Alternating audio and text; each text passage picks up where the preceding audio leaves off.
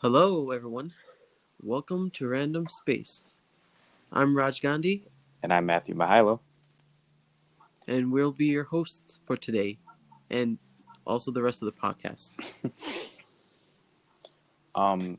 A lot of exciting events happened this week, especially with SpaceX. I know. Um, Wednesday was pretty good actually, but sadly 20 minutes before launch, weather had to come in. yeah, that sucked. But I mean, they were all for safety, so I wouldn't blame them. Right. Safety is always number one. Who cares about the rocket? It's the people inside. I believe they are now on the ISS. I believe they opened that hatch yesterday. Yeah, yesterday 1:27, and I believe they docked at 11:17. Yeah, 19 hours after launch. I could never imagine sitting in a capsule for about a good portion of a day. Right. And here we are complaining about sitting in an airplane for 19 hours. I was really surprised to find out that only 6 people are usually on the ISS. I thought they would have more up there, but Yeah, no, it's always six. I And think there was 2 Russians and 3 Americans. yeah. And surprisingly, for the most of every single mission, it's always 3 Russians, 3 Americans, and then it's very rare for other countries, but a majority of countries do. Mm. Yeah, I was very surprised. I mean, of course, there's always going to be Russians and Americans since they really lead. Going to the ISS with the Soyuz, of course, and now the Dragon and the Falcon 9, which is an innovation. Yeah. But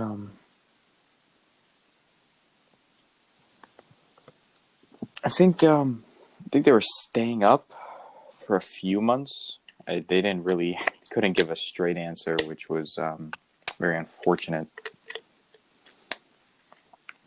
But Straight. A straight answer for what? for how long they were staying up there? Oh, yeah.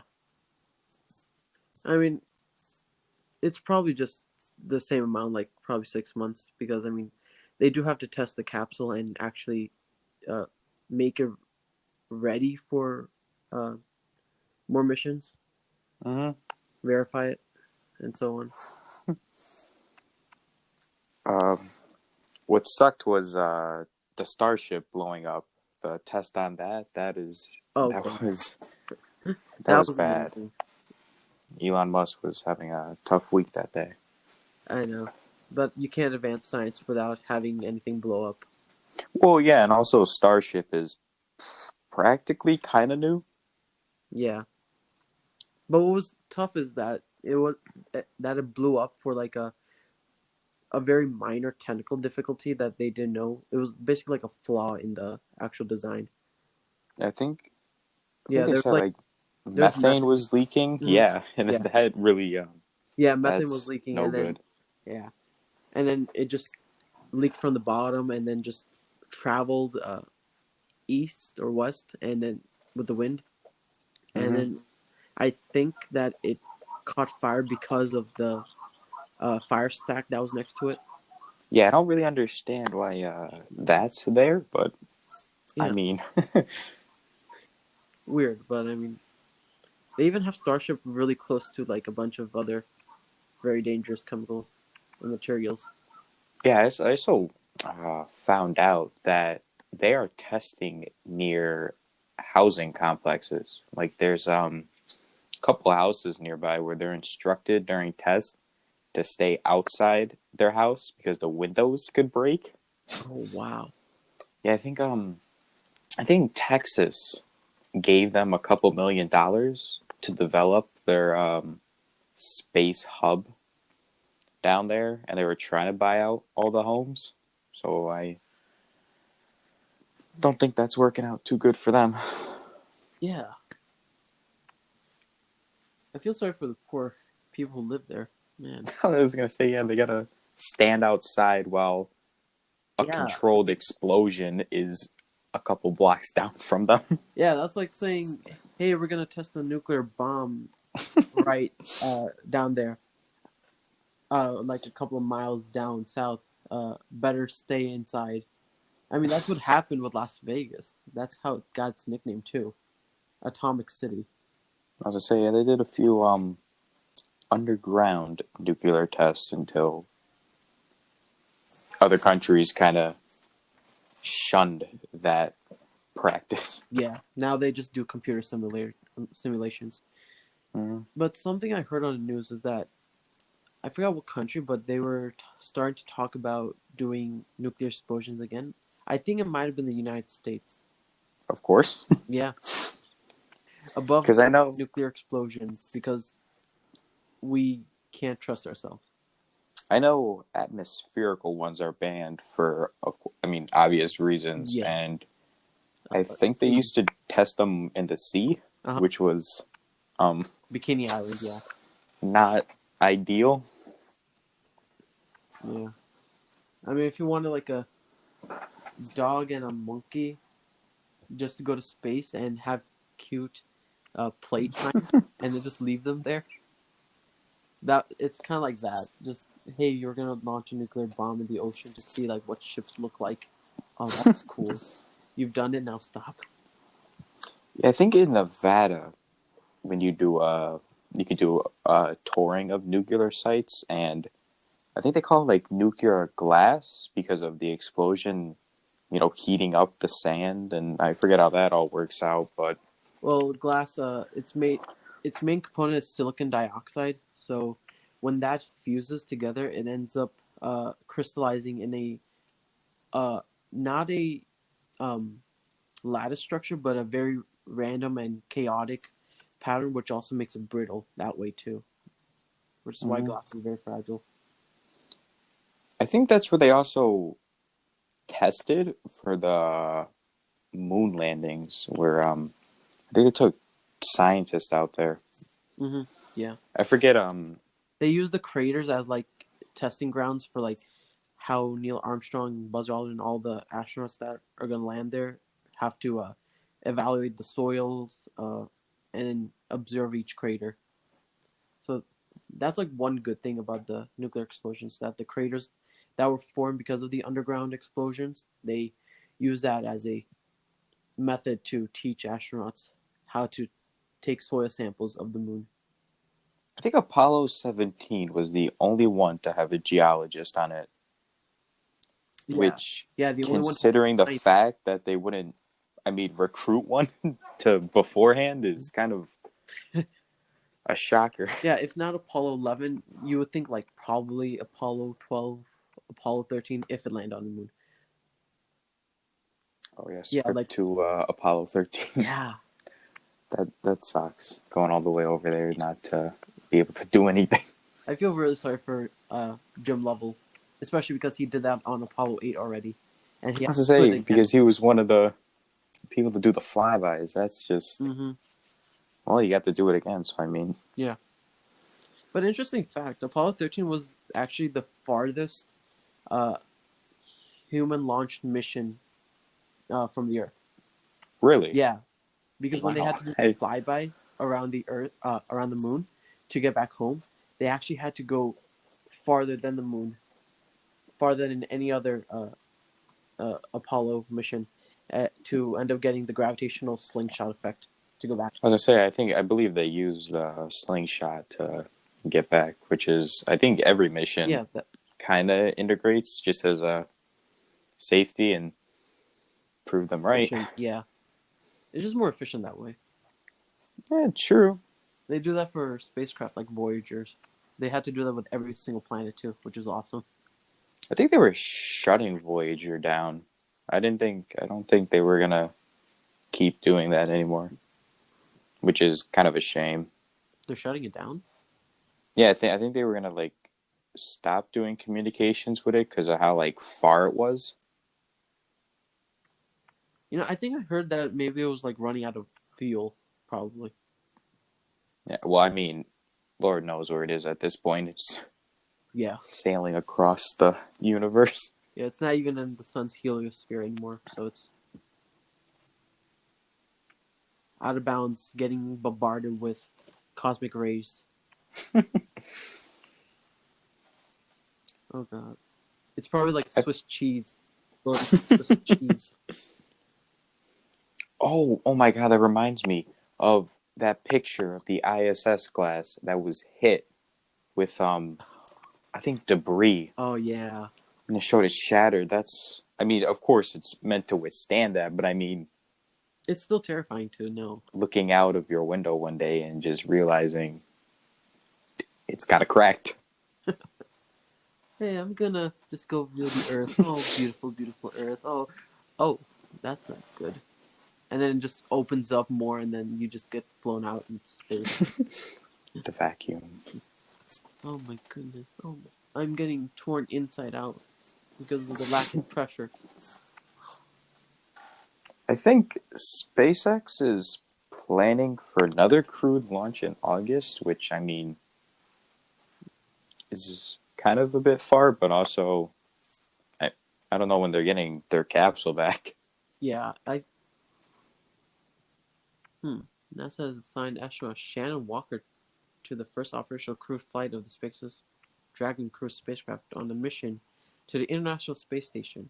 NASA and SpaceX are targeting August 30th for their first August operational 30th. crew launch. Yeah.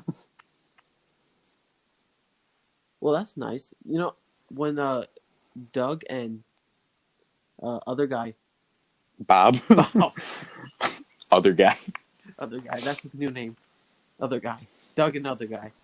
Um, but when they were uh selected as the first ish people to go on the SpaceX crew launch, I was kind of mad because like of the whole um, Me Too movement and like women belong equally with everybody else. So I honestly thought that NASA, especially its leadership and diversity in the entire United States government, uh, they would have a woman be the first. Mm. Well, I think NASA is planning to have the first woman on the moon, like whenever their crewed mission is. Yeah, NASA's having the first woman on the moon, but I mean like she oh the a woman is not going to be the first person on the moon, but it's going to be the first woman on the moon. I Mm. just mean like in general because Bob and Doug are the first people to go into a SpaceX crewed flight. Well, I think they also favored them a bit more because I think they were veteran shuttle pilots, which was kind of neat. Yeah, that's where I agree with you. But also like they married, uh, Yeah, they they also have married astronaut wives. shuttle astronauts too. But when I researched more into it, I actually ended up finding out that uh, Doug, I think, was the last shuttle mission leader. Oh, So yeah, that's why on Endeavor. So then, obviously, that's why he was picked. He was the commander of the space shuttle Endeavor in 2011 for its last mission.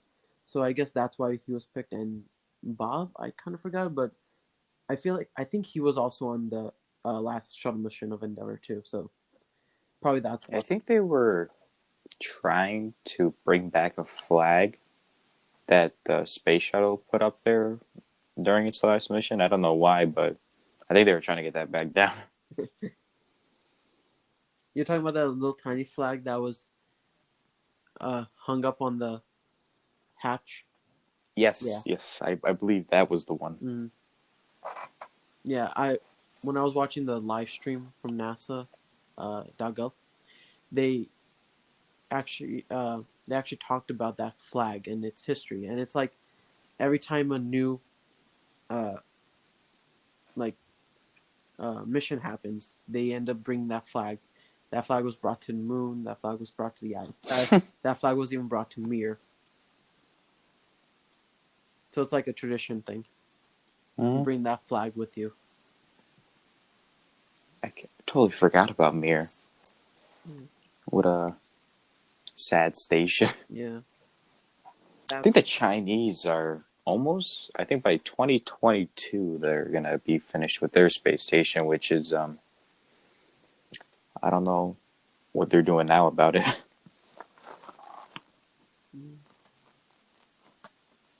Honestly, China keeps everything a secret. I didn't even know. That is unfortunately true. Yeah, I didn't even know about that other Chinese space station that crashed into the Pacific Ocean. They already had one up there. Yeah, they did. I didn't know that. Yeah, I think it was Tiangyang 2. Let me check it out. Chinese. Well, I mean, we also had the military space shuttle. No one really knew about until reporters just kind of saw it land. Yeah, but I mean, China's like an entire secret country. Well, yeah, I mean, Yeah, the United States government, that's like a whole different thing. It's U.S. well, anything we and like other major superpowers like Russia do, it's front line. Yeah, but like again, that's like NASA. It's a civilian organization. They're required to technically tell us about things. Have Mm-hmm. civilians participate in government things. U.S. military, like the Space Force, not its own thing, but like it's a part of the U.S. Air Force. I can't believe they actually really went through with the Space Force. I thought that was just kind of a joke. Yeah, I mean, is it necessary? No, because it's Well, the ban treaty states that you can't like war. assemble like nuclear warheads in space. Like I think that's out of bounds. Yeah. Luckily, So, luckily though, the United Nations it has its own panel for creating like a new outer space treaty, kind of refining a mhm. more detailed version of it, which is honestly great. That they're Well, yeah, because SpaceX is up there mhm, now. I mean, they're planning to stay even longer. With all their starships and moon landings and all that. trying to mine asteroids and all that stuff. Good stuff that's perfectly legal because no one thought that private organizations would do it, let alone have private organizations be a thing. I forget when. I haven't heard a lot about Blue Origin or what's Jeff Bezos' space company? Blue Origin. Blue Yeah. Origin.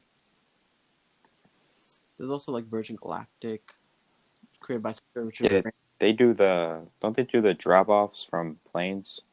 The little rockets. Yeah. I think that's them. Oh, speaking about that hectic week you were talking about in the first part of the episode, yeah, Virgin Galactic had its first uh, launch attempt from a 747. Yeah, Oh, really? on that Ooh. the same week on a Saturday, it failed miserably. It landed. Yeah, Oh, this was their second attempt, and it crash landed in the desert again. they might have to, stop testing it. Or get better engineers.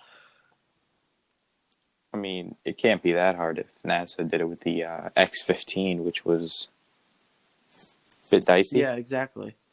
I mean, NASA did with aircraft that weren't even designed to carry extra cargo, and the 747 for crying out loud.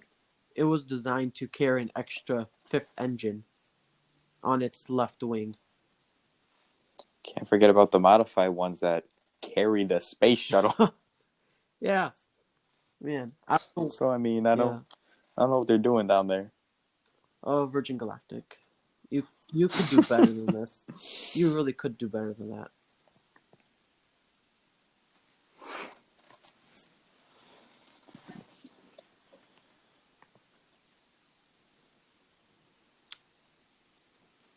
Awkward silence. But I guess that I mean, really wraps up it. I guess, Yeah, not a lot of space news. Not a lot of and not this yeah, week because I mean everything already happened. So yeah. Oh yeah, the fact there's also one thing though. Uh, not a lot of media coverage on the actual docking and entering the space station part. yeah, you kind of got to find that out on your own. Yeah, not yeah. It's like It's like saying, "Hey, Apollo 11 is launching. Let's see a giant controlled explosion launch," and then just like not see the actual moon landing part. And even though it's the first, like you're not gonna watch it. You're not gonna air it. Wow, it's a shame. The media is always really Hmm. not into that kind of stuff. Yeah, media like they're good organizations. CNN, Fox News sometimes, uh, Vox. Like they all care about news, and then they make these huge announcements for like really exciting things like what they did for the launch part, but then they just give up after. Yeah, they don't show the Yeah, rest. it's a shame, but like sometimes they just leave important bits out, like in general too. Mm-hmm. Yeah. Yeah. Well, guess that wraps it up for this episode. Well, thank you for joining us on the Random Space podcast. Ah, yes, we will. I mean, try to maybe upload weekly. Maybe. I mean, depends on the flow of news, I Flow suppose. news, whether or not we have schoolwork, which is not even like a thing. My cousin in Texas, he doesn't. He has like this entire website that uh, teachers post literally every hour, and then here we are just on Google Classroom trying to make up worksheets. Listen to this podcast. Uh, but thanks for joining us and listening to our very crappy news week talk. But subscribe to our Anchor podcast, uh, Instagram, and our YouTube channel. All with random All with space. Random Space. Yeah. Yeah. All right. Guess Yeah. that's it. See ya.